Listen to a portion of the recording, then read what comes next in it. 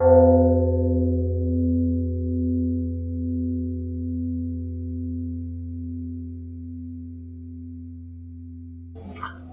do you have any questions today? I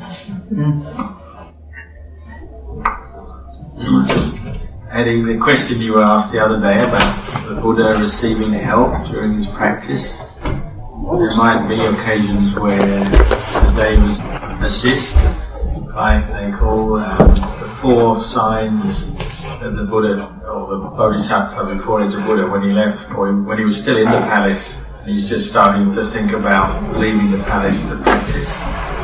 He saw the 4 heavenly messengers. It's like an old person, a sick person, a corpse in a funeral, and then a monk.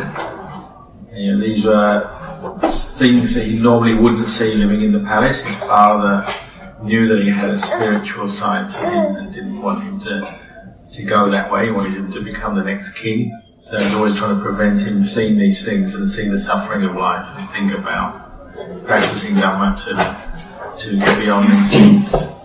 But it maybe if the day was helping, as he's walking through the town, get the sick person there, the old person there, just maybe having some influence. They call these the heavenly messengers because they're giving him the chance to gain insight into Dhamma. Seeing a sick person, seeing an old person. I asked that because when I read the monks' biography, he seems to have some helps sometimes. If it's the disciples of the Buddhas, the Savaka, then they might well receive teachings and assistance, and maybe in ways that we can't see or know, because sometimes it's on the level of the mind, but then they can receive assistance from the Buddha. It's only the Buddha who is a Samma Sambuddha, self-enlightened through his own efforts, doesn't have a teacher. Sometimes when you read the monks, he says he's coming for ordination. You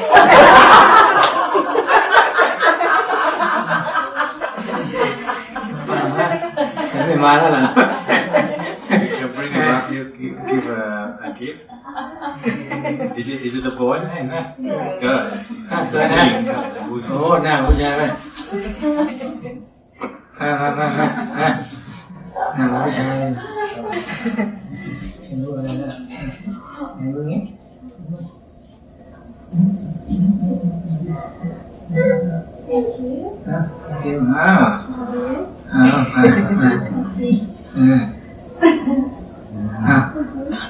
When she grows up, then she'll be able to offer a lot of dana and come to listen to Dhamma. It's already got that characteristic.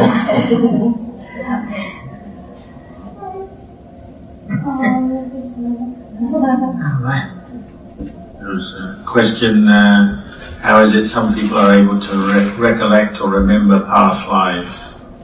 And this is usually people who have practiced in their past life, develop meditation, develop samadhi, and in this life, as they practice, they develop their samadhi again, and the refinement of the samadhi, and just the causes and conditions from previous practice brings them, those kinds of special knowledges come up, and they might be able to recollect one or more past lives quite clearly, but generally, it's really the Buddha himself had that complete knowledge that he could just direct his mind to recollect every past life, every past existence he'd had, however many, whether it's 1 or 2 or 100 or 1,000 or innumerable past lives, he could remember precisely where he's born, where, in what form, what realm, the happiness, the suffering, the difficulties, the successes of each life he could remember without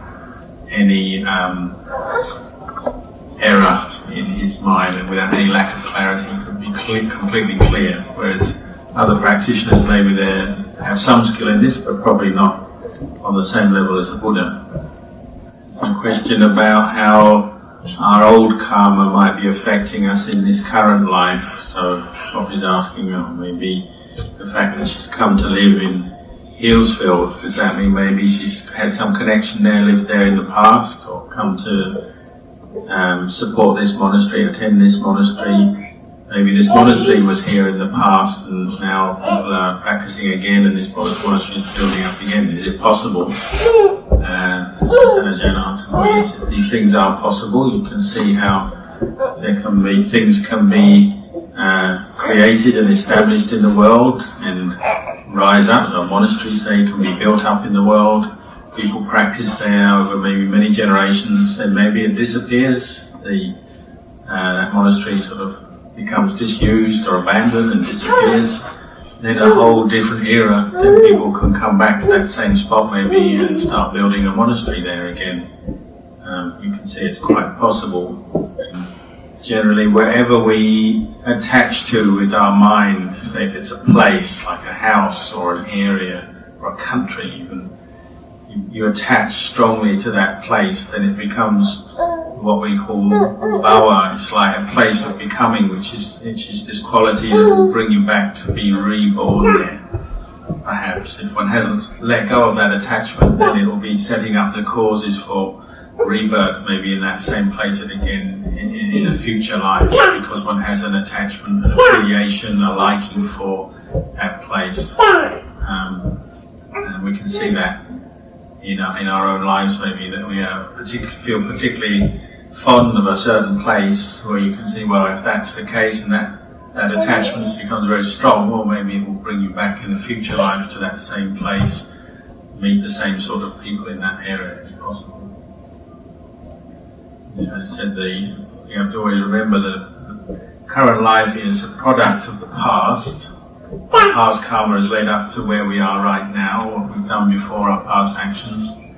And what we're doing now is the cause for future results. It's creating the future, what we do in this very life, this very day even. It's creating the causes for how our future will be, what choices we make, what happens to us in the future. And what we do right now is determining that. So the present moment is both the result of the past and it's the cause for the future.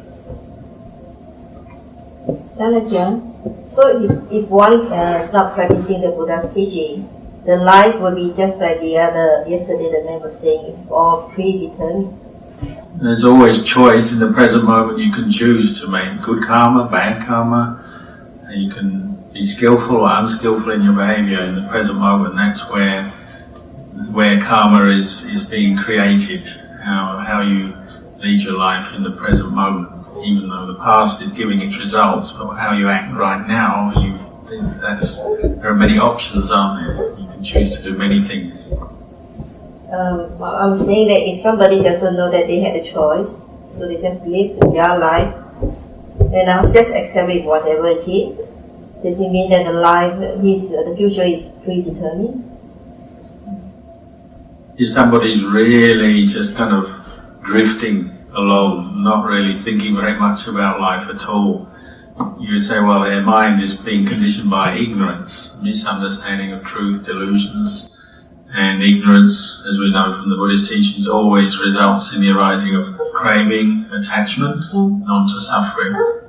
And that process will be reinforced over and over again unless they start looking more deeply at what's going on in their mind and the way they relate to the world. That process will just keep being reinforced out of habit.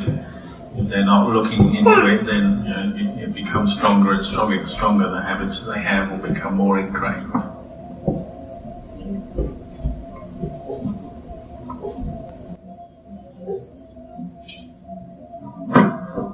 The question, what does this word virya mean?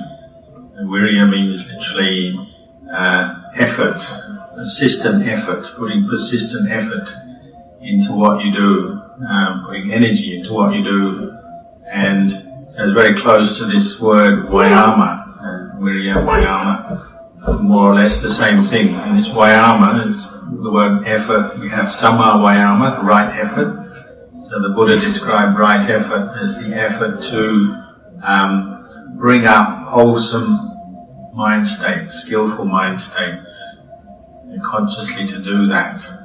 And then the effort to develop those skillful mind states once developed, and once brought up, to develop them, build on them, maintain them.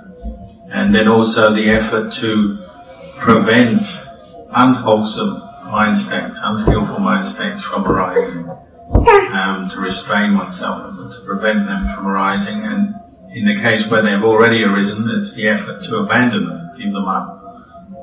So 4 aspects of right effort.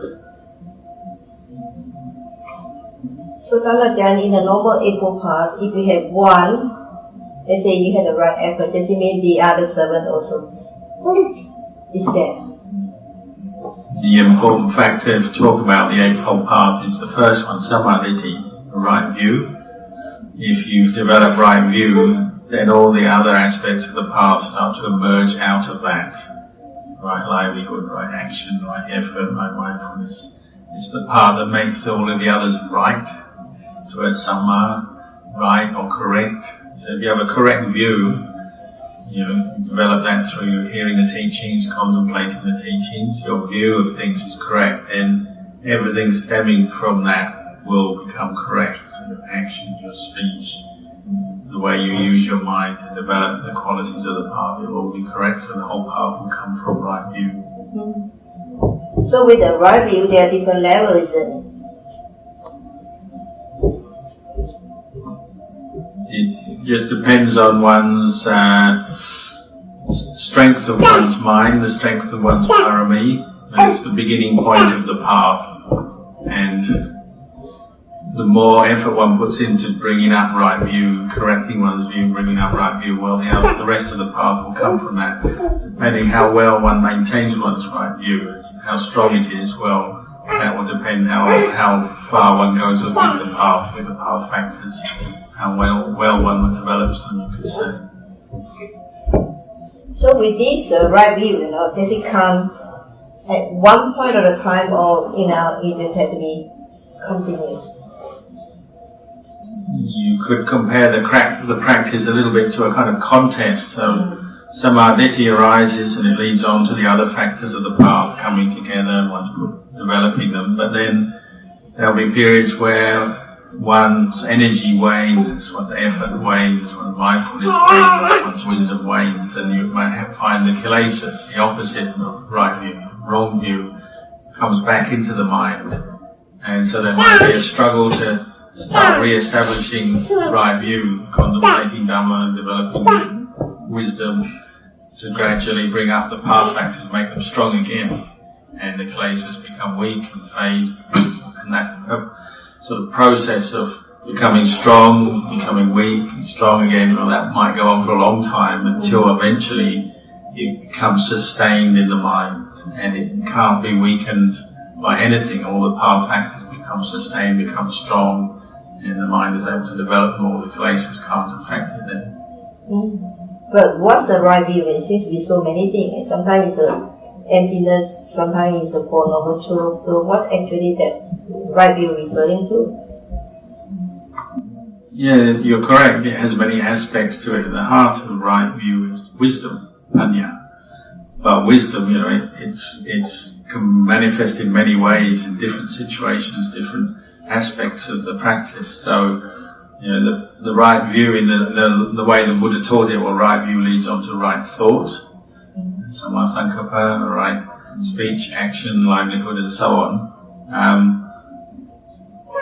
When you're in a situation, you have to decide whether to keep a precept or not. You might have right view arise there, or I should not break my precept now, I'll cause myself suffering or someone else suffering. So your right view might arise at that time. Or you're meditating, you're contemplating some suffering arise in your mind, and you just know, oh, this mood is impermanent, it arises and passes away. Well, that's also right view. They're both different functions of wisdom, but it depends on the situation, where you are in your path, what the particular issue is that's arising for you in your practice, how your wisdom is going to be used. But it's all will be aspects of right view. The important thing is establish right view first. So there is actually no one black and white, or one fixed one. He's not sure of your question. Can you rephrase it? Or maybe my translation of the question. Like the wisdom, that let's say you deal with the daily life, it's not like say you have to keep the precept, literally what it means, that you have to use some wisdom in all kind of situations. That's what I mean. There's no fixed thing, no such thing as black and white. We have to do like this. You have to depend on the situation. You understand? Yes. John, could I ask a quick question? In a situation where somebody is, in a sense, attached to one way of doing things, and it's not necessarily in their best interest, without invalidating their fears for moving in another direction or seeing things differently, if you conceive very openly that there's distortion in their perception, is there any way of encouraging the person to be more open-minded about the way they view, whether it's the world, whether they view their own situation? Because quite often we feel that what we see, of course, is real to us. But sometimes other people can see more clearly the distortions in our blind spots and the bigger picture. And I'm just wondering how people can be encouraged without defending, rejecting and resenting any suggestions. So I guess I'm talking about the subtle ways that people can be drawn out to be open about being receptive. Probably the most important quality you need is to be able to give it time and to develop for yourself this quality of equanimity. Buddhist word is upekkha, equanimity, where you wish to help somebody, you can see maybe they're taking the wrong direction or have a misunderstanding about something, but they're not yet ready to change or see that, so you might have to just be willing to wait. You keep your own peace and keep doing what you have to do. You have the wish to help them, but you're just waiting to see when the conditions will be right. You can't be sure when that will happen, you're just willing to take that time. Another possibility is an indirect way. So instead of just going up to them and saying, "Oh, you're wrong," or, it doesn't work, maybe. So maybe go roundabout. You might find a way to perhaps talk to a third party, and that third party talks to them. Or you talk to them in a way where you're not directly addressing the issue, you're talking very indirectly, but you're actually addressing the issue, but in a very indirect way. And they might not realize or not jump to their defense, or their pride or sense of self doesn't come up, and you're talking, and then they go away and they think, and you actually can affect their view and their way of looking at things just subtly in an indirect way or roundabout way.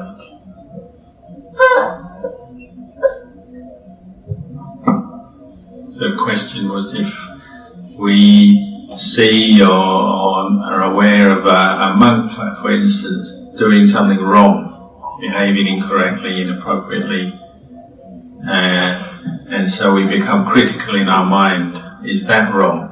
If we start to criticize, think critically of that monk, is that wrong? Is that bad karma? And Ajahn says, well, obviously in life there might be occasions where you come across somebody doing something wrong, say for instance a monk. You can't deny that, so you might be aware of that, but what you want to try and prevent is your mind falling into aversion and anger and say, you're very angry and upset or they're doing wrong, and then start to think in a negative way towards that person perhaps.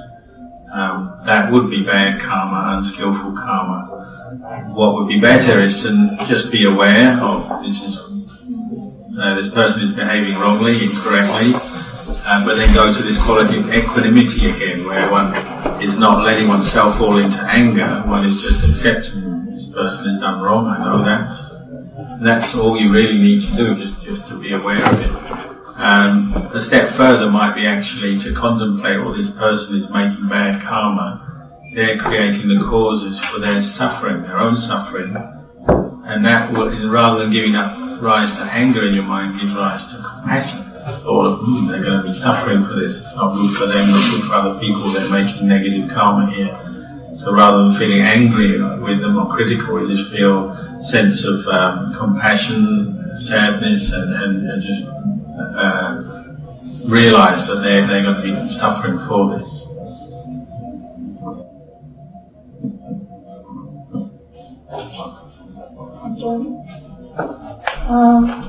There are many realms. I just wonder, all the enlightened beings, are they all in one common realms? Are they what? In one common realms, in what is the one?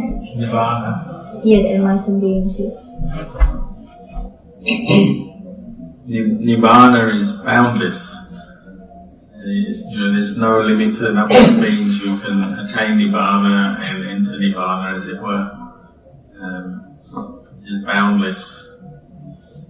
Those beings, their mind has reached a state of emptiness. There's no mental proliferation, no craving, attachment. So they don't have the thought, oh, can we all live together in Nibbana? Or, oh, am I going to be far from my friends? Or my friends? Or will we all have to live together? Or we'll have to see those guys again? Or, don't think like that anymore. The causes for that have gone. You understand the normal mental proliferation and, like attachment, normal karma, but they must have gone somewhere. Wat Marp Jan. The reason one attains Nibbana is because one no longer has thoughts to go anywhere or be anywhere. That's what leads to Nibbana. If one's still thinking, I'm going somewhere, want to be somewhere, then that will be an obstacle to attaining Nibbana. So for the Sotapanna and the other different level, they just go for a while and come back, is it? They go what? I mean, they just be in that state and then they come back. The lower levels of Arya Pugala, not the Arahant, they've seen Nibbana, or had insight into Nibbana, but they do not yet experience it all the time. So they've seen it, they know it's what it is, they've had that insight, but they cannot, you could say, maintain that or experience that all the time because they still have some kilesa left. So they have to carry on practicing, and that's why we have these levels or stages of enlightenment. You could give the comparison and say, like, you come here, you have a look at this monastery, you walk around, guided tours, see all the buildings, you know the place, you might feel very peaceful and happy here and wish, I'd like to stay here permanently, I'd like to be here. But, the reality is to do that, well, you'd have to do many things, wouldn't you? You'd have to go back home, clear up all your business.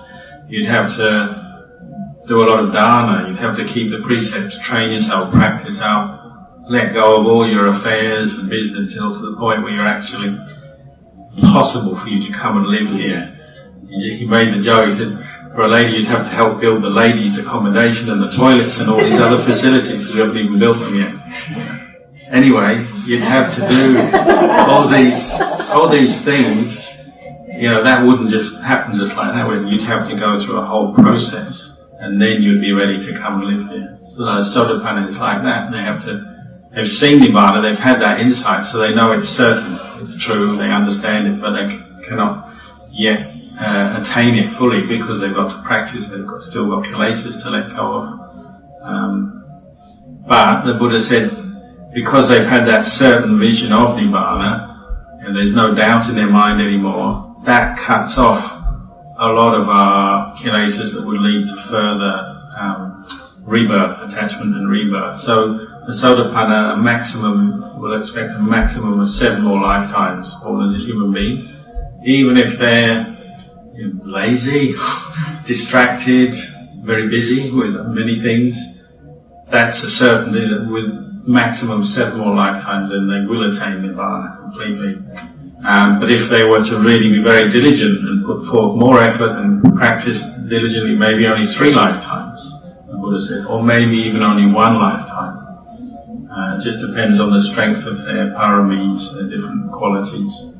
Even the second stage of life with Sakadagami, we call a once returner. So they might have at least one more life to come back.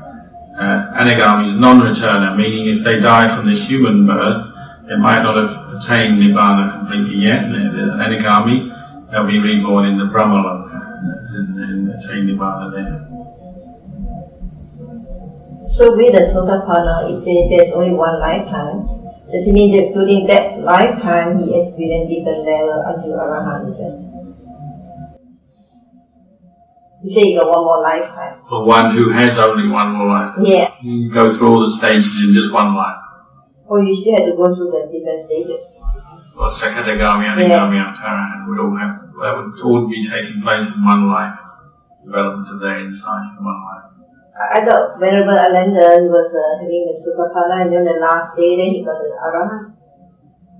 Maybe? Yes, that was all in one life. Yeah, but he didn't go through Anakami or these stages. Oh. I'll ask the question. He had a lot of barami, so those other stages he passed very quickly. Automatically went straight through to Arahant. He did pass through them. Can I ask a question? In the course of my studies, I've had to counsel somebody who was held up, a manager of a pizza shop at night. I didn't realise, I thought it was just going to be a scenario, I didn't realise that this man had actually been through the experience only 6 months ago. I thought it happened years ago. And in the course of the counselling, the thing that the man was concerned about was why he didn't feel anything at the time that he was held up at gunpoint.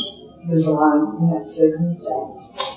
And throughout the questions that I asked him that led to him not feeling, I felt that he didn't feel for good reason. It wasn't that he was suppressing anything, but the circumstances were such that he didn't feel personally, physically threatened. He hadn't had any after effects either, and he wasn't wary of people thinking about it neither. I read for everything.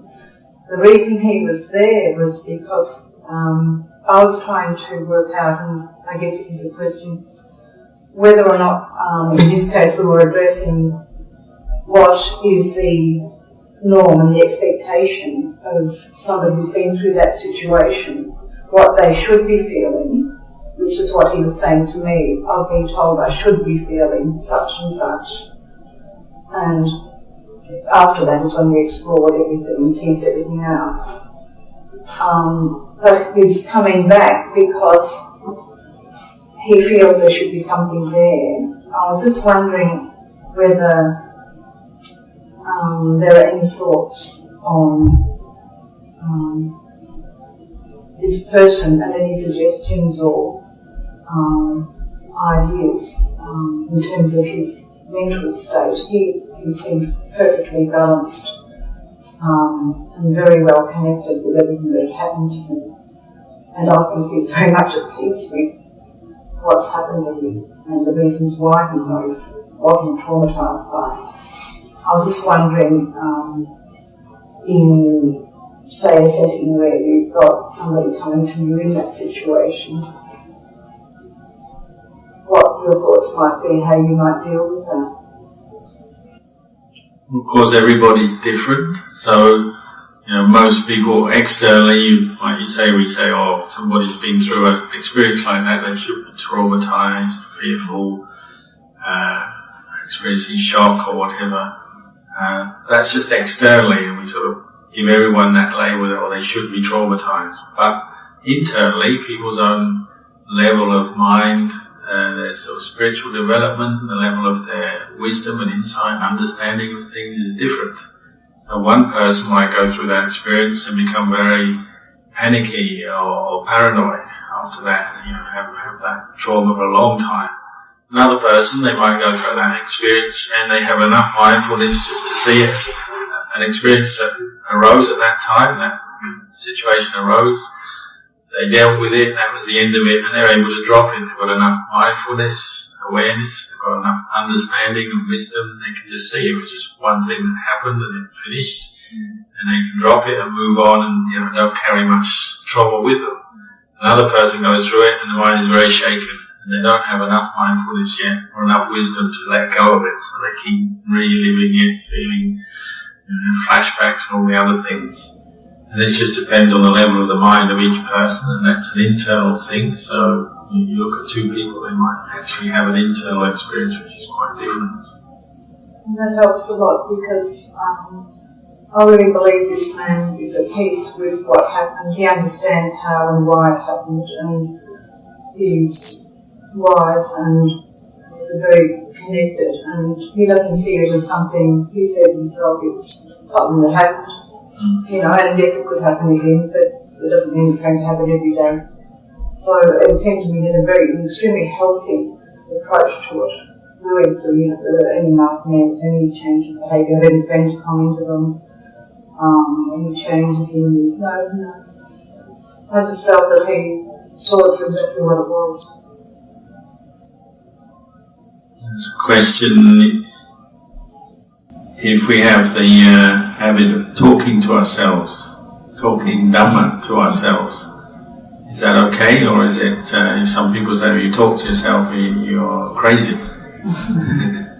And Ajahn said, well, if you do it a lot, it could well be that you're going crazy. People tend to, when they are doing it a lot, it's a sign their level of self-awareness and mindfulness is starting to slip.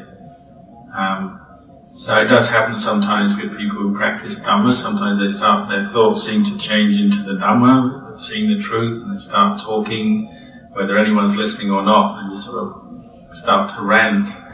And it's a sign that they've gone a bit too extreme in what they're doing, and they need to come back to a more balanced place where their mindfulness is stronger, and their intelligence, their wisdom is in control. And one of the problems is superficially somebody who sees the Dhamma and speaks Dhamma, and someone who is genuinely losing their balance, losing their stability, mental stability. On the external, sometimes they look quite similar. The way you look at things, the way you talk, but obviously the state of mind is totally different. Somebody who's seen the Dhamma, the mind is peaceful, pure, radiant, wisdom is functioning. Somebody who's going crazy, say, their mind is dark, and their mindfulness is weak, and they lose control, they can't contemplate things properly, and the mindfulness is all gone, so the mind is just throwing up ideas and concepts all the time. So obviously in their nature, the minds of a wise person who practice Dhamma and one who's crazy are totally different. But on the surface sometimes they look a little bit similar. John, would there not be distortions within that speech that would be clues to whether the person's maintaining a balance in their practice or in thoughts and everything that is going on? Would they, in time? Yeah, should be easy to observe if they're ready or losing their marbles or going off. Speech, actions. I've noticed my mother's actually, when her stress levels increase, as she's doing things, she's constantly talking now, and I think that it might be, I'm not sure, I can't hear it enough to hear whether it's related to her orthodoxy or whether it's just speech, but it's an area of concern for me because I feel that it's one stage before something's snapping. She is under the care of the doctors and good people, so I'm not overly concerned, but I just wanted to be able to observe that on balance, that in one way I know that she's eating. That's her way of releasing a lot of negative energy, but I know that that's a very fine line between the release and the สังเกตแม่ตอนนี้อายุมากขึ้นก็เวลาเครียดก็เริ่มจะพูดกับตัวเองแต่เขามีหมอดูแลมีคณะหมอดูแลก็ไม่ได้เป็นห่วงเท่าไหร่แต่ก็เห็นว่ามันมีจุดพอดีแบบบางทีก็เครียดมากก็ แสดงออกด้วยวาจาก็คงไม่เป็นไรเพราะว่าทำไปถ้าทำมากๆก็คงagrees with what you said. Maybe it's okay sometimes she lets off steam by saying something. If it's all the time or too much, it's probably an area of concern. So my request of the safety management also. Không đi nữa.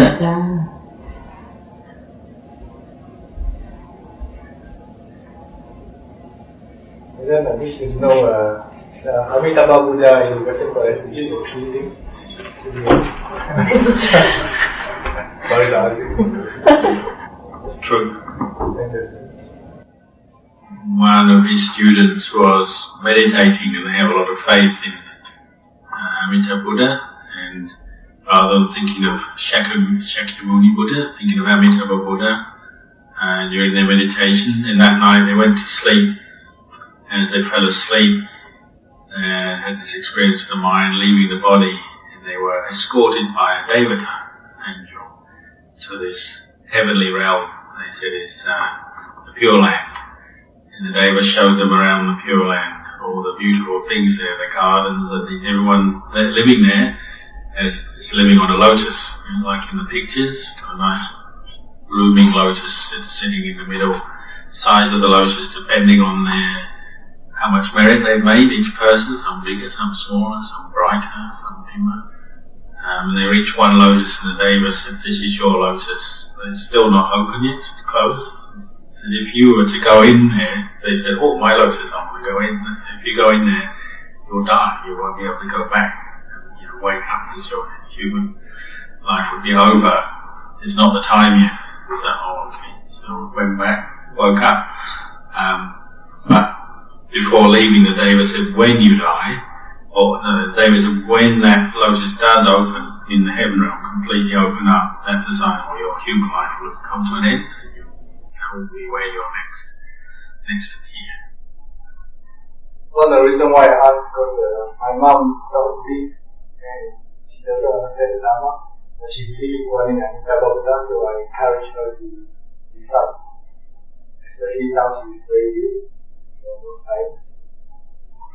Yes, that's a valid way to teach her to recite the name.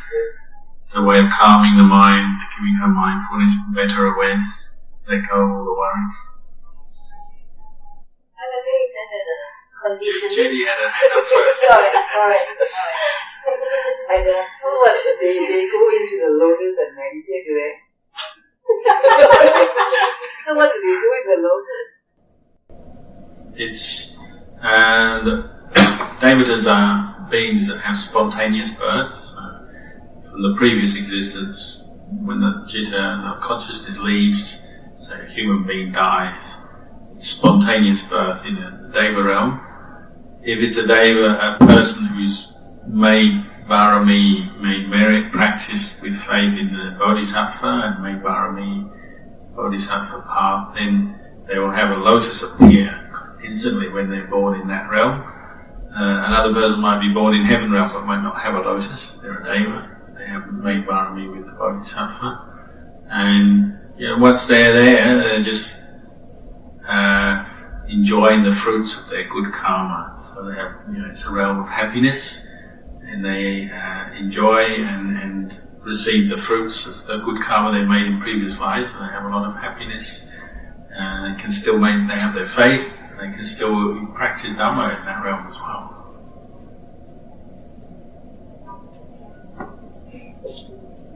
I can't see the back. Oh, forgot my question. Thank you. So in the Abhidhamma, they teach you just to chant the Amitabha. So there's no need to build a woman quarter already, isn't it? No need to what? No need to go and build a woman quarter and everything, They ask you just to chant that word, not to get involved with anything. Yeah. Of course, those with faith in the Bodhisattva or following the Bodhisattva path don't just recite the Bodhisattva's name only. There'll be people who regularly practice Dhamma in different ways, charity, supporting Sangha, supporting sick, poor, whatever. There are people who regularly keep precepts, regularly meditate, chant, listen to Dhamma, all those other activities, they'll be doing them as well. Okay, on the more serious, anybody question it? Okay. I was thinking all these methods, whether by Mahayanis or Theravadas, all about conditioning the mind. I mean, the way they talk about the lotus, all these, I heard the teaching before. They say you chant, with all this. So every time you hear people tell like this, I'm sure you're going to dream about that one day. So is it the conditioning? Was there a question there? Was there a sort of statement? It's a statement.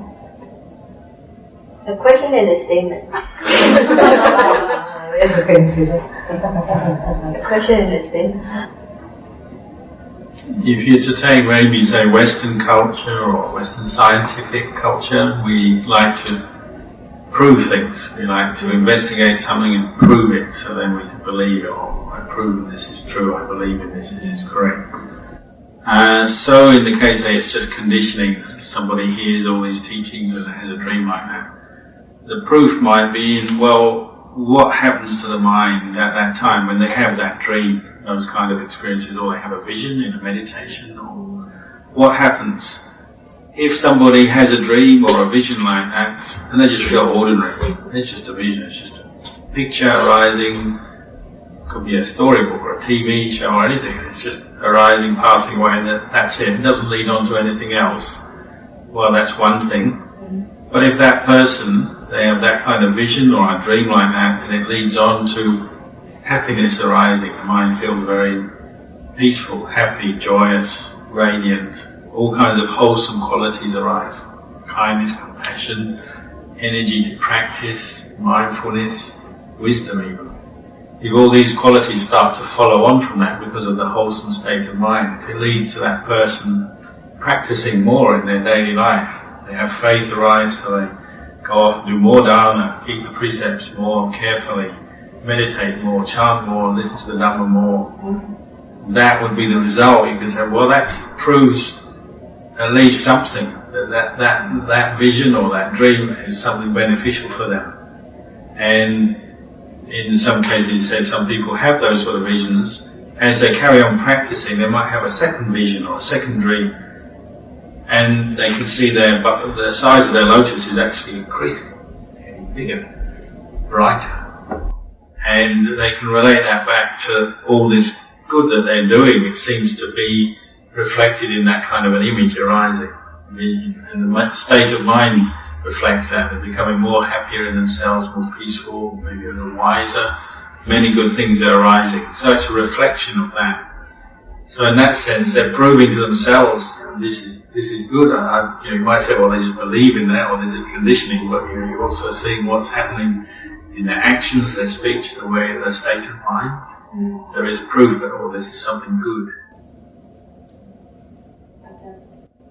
I've heard that some devas in higher planes, if they haven't practiced Dhamma in their previous life, they can't hear Dhamma even though they are in higher planes, and as soon as they end their good karma in that places, they can straight away go to the hell, something like that. So what I was thinking is, to become a deva, they should have done lots of good merits. So even though they have done lots of good merits, why they can't hear Dhamma in those places? Of course, practitioners are different characters and different levels of faith and practice. So there are those, as we can see in the world, there are lots of people who like to do good, maybe do charity, help other people, do good things. But if there's an opportunity to come to the temple, listen to a Dhamma talk about letting go of greed, anger, delusion, practicing the path, developing insight, much fewer people willing to do that, to give up their time to do that. They find it more difficult, or they're not inspired to do that. Like much larger numbers, they like to do good, but they're not yet ready to give up evil. give up greed, anger, delusion.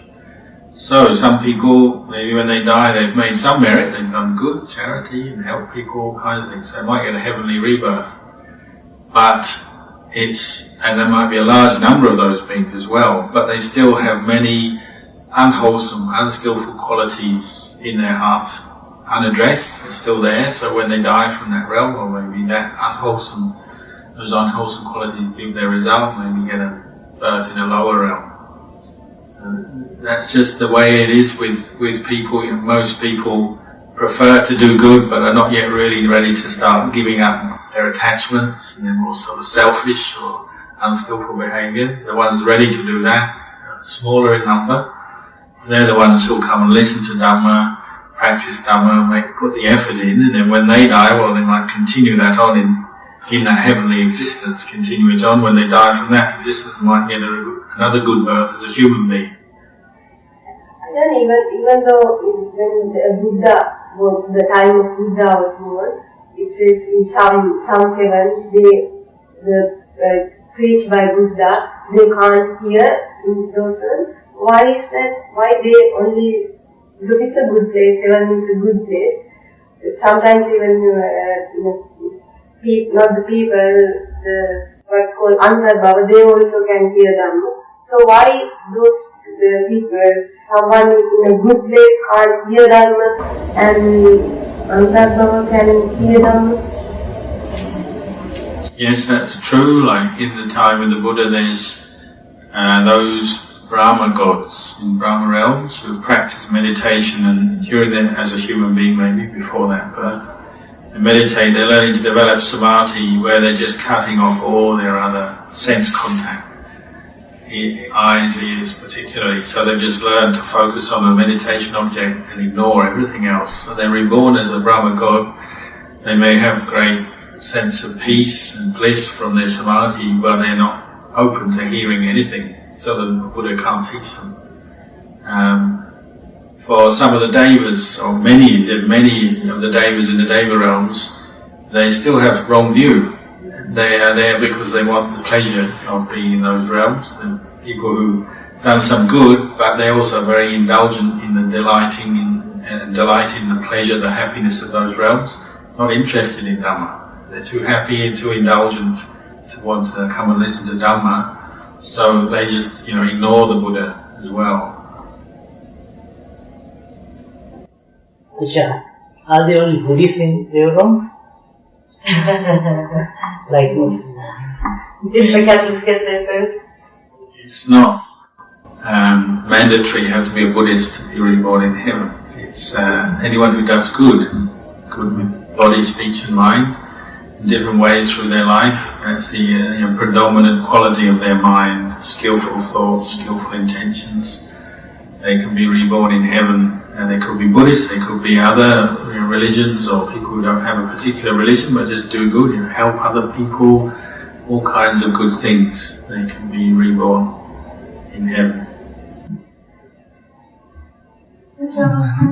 At the back, the back, Yeah, I have a question. Can someone who never practice meditation, never practice mindfulness, but when they speak and when they act, they are so calm and they can let go? Just naturally? Yeah. And they're very wise. Because I know some person who behaves like that, but yet he never meditates and he doesn't. Yes, it's perfectly possible somebody could, you could say, naturally have those kind of qualities. It would be their good karma. It would have come through many lives. They probably have inclined towards using their mind in a good way, just learning from nature, using their intelligence, just thinking about nature, the nature of life, understanding more deeply what is suffering, the cause of suffering, maybe understanding the nature of this world is impermanent, so they don't attach too much, don't suffer too much with the world. They learn how to let go of things. For instance, somebody might just look at trees. It's like these trees, they've got leaves on them in autumn and they just turn golden, shrivel up, drop away. They just quite naturally, with their own intelligence, look and consider, that's the nature of our life as human beings. It's like that. We get old, we die. This world is impermanent, so I'm not going to attach too much to it. I'm not going to suffer too much with it. I'm going to keep my mind peaceful and happy like this.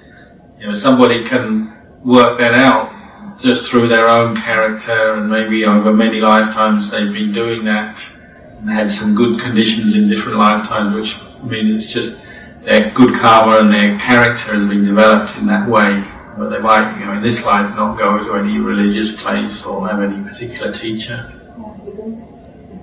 Did they get enlightened? Did this person get? If they have the karmic accumulations completed, yes, it's possible. But they had to be a Buddhist person. Whether you call them a Buddhist or not, their mind would incline that way to the same kind of thinking as the Buddha or any enlightened person, that they would be seeing truth. Their mind would incline to contemplate truth the way things are. So whether you call them Buddhist or not, that's a sort of a label. It's a secondary thing. It's actually the nature of their mind that would be similar to an enlightened being. There's, for a comparison, say like the little kid earlier who was running around and ran up to him. So that kid running around, looking, investigating, learning about things, come up to him. So is this my mum and dad? Who's this? After a while they realise, this is not my mum and dad. Run back. Where do they run? Eventually, after running around, they get tired, they go back to their mum or dad. It's like that, like a practitioner is like that. You investigate, you learn things, you contemplate things, you investigate things. After a while, looking around, you come to the conclusion what the truth is. It's like you're coming back to your mother and father. It's like coming back to the Buddha or the Buddha nature inside of us. It's just a natural process. You come back to what is the truth and what is good and what is right. Ajahn, can I ask a question? This is regarding, lately we have been advised that if we do fall very sick, it's good to leave a note with the children that should the doctor says, put you on a life support, don't do it. Would that be a thin line between suicide and would that be like deciding to end my life? You have to look at the intention here. So the intention of someone thinking of committing suicide is, they're fed up with the world, they're angry, they're depressed, in a negative state of mind, and they want to end their suffering. They think, kill myself, this will end this suffering. It's a very negative state of mind rooted in aversion. That's one thing. What you're describing, sort of the living will, or these kind of instructions, it doesn't have to be rooted in aversion or that kind of mind state. It's contemplating that, the way the world is now, all the advances in medicine mean that sometimes people reach a stage in their life where they have their body is degenerated, have a serious illness, but science has allowed it that, we can keep them going with breathing machines and other kinds of machines, maybe in a coma with their eyes closed, but they can be kept going. But then you think, if I reach that stage, not much benefit to me or to anybody else, no use to myself, no use to anybody else, a lot of expense involved, a lot of time and energy. What's the point? You might have that thought, so you write down something like this and you're saying, if it gets to that point, don't just keep pushing on, adding more machinery and more techniques to keep you going. You can just allow the body to take its natural course. Basically, it's reached the point of death, and you allow it to. You can have some small aids during the last period, just to bring a little bit of comfort. But if you're going to just keep the body going for weeks and months or years, maybe in a state of extreme pain, suffering. He compared it to like somebody who's got a house that has fallen down. If your house is so old that it's just falling down, collapsing around you, anyone would want to leave that house. If you carry on forcing yourself to stay in that house, you're going to be pretty unhappy. The wise thing, you leave your house, move on. The body is like that. If it's reached the point where it is at the end, it just won't function properly anymore, other than with all this machinery, life support. You can, at this stage, you can make that decision. Don't go that far. when it reaches the point that the decision has to be made, well, you've got your living will or your instructions, everyone can feel satisfied, and we know what Mum's intention was, we know what she wanted, so there's no doubt, everybody can be clear about it, and then just give the instructions to the doctor, well, we'll look after the best we can, but within the limits of, say, normal procedures. We won't go as far as life support and a lot of extra techniques and machinery. The question was slightly in reverse. If it's a case that we say a parent or a relative and there's maybe a junior member of the family has got to this point where they're at the end of their life in hospital perhaps with a serious illness or injury, is it correct to give the permission to turn off the machines then? What do we do then? I generally say, well, it depends on each situation is different, but say that person, they've got to the point where they can't survive without oxygen, say, or they can't survive without certain machinery. You could say, and maybe their eyes are closed, you can't communicate with them anymore, and there's no hope of any change, there's no hope they'll come back from that state. Well, you could say, well, they've reached the end of their life. That's a pretty a fair conclusion or fair summary of what's happened. Then you might decide, well, it's not appropriate to just keep them going endlessly with the machinery.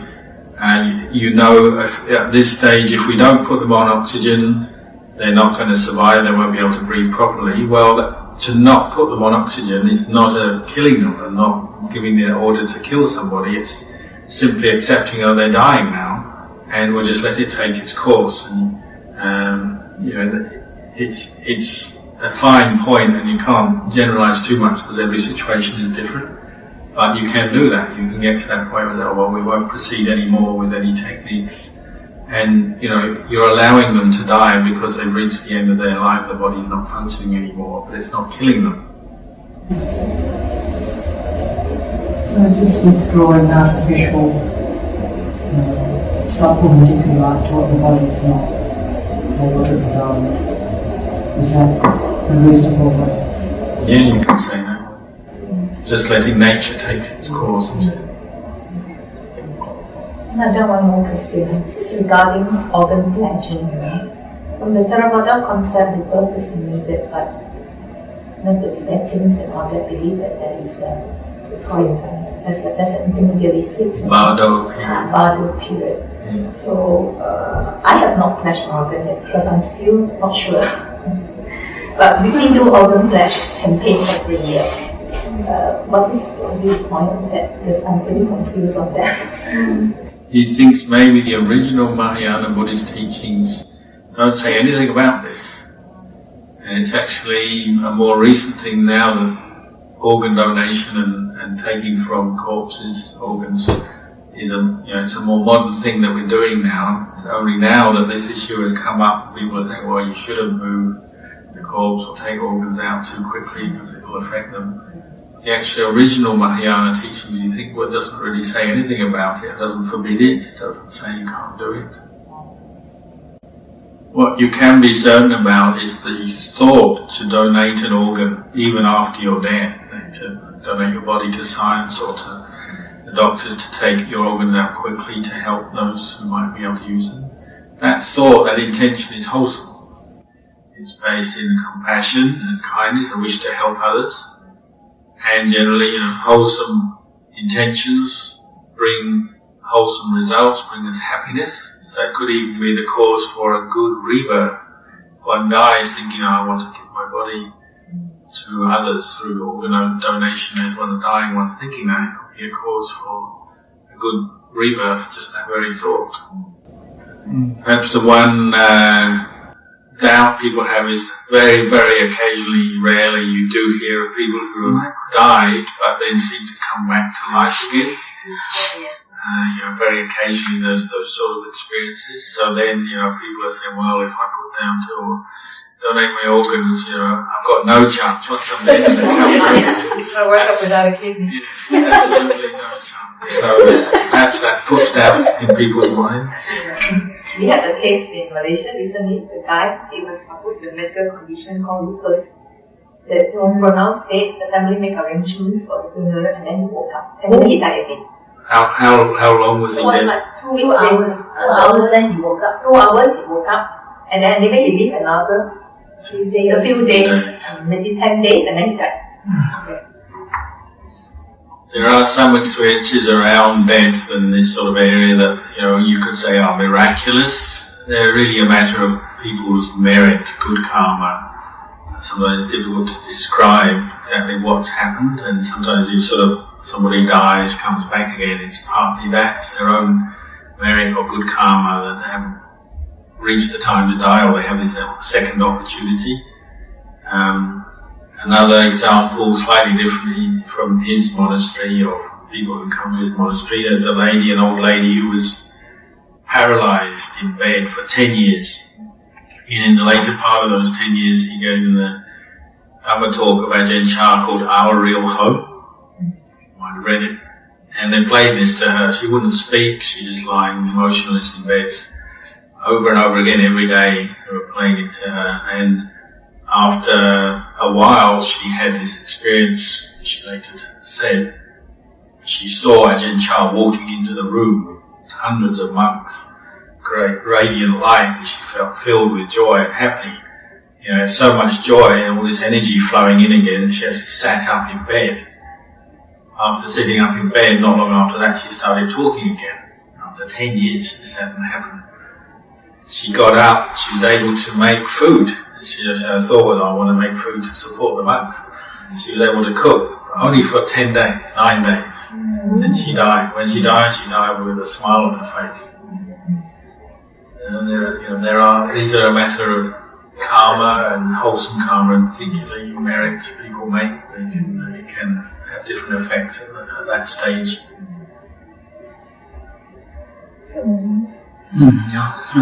Is it really wrong picture or? His barami. I think maybe we'll let Ajahn rest now. Yes. Talking a long time.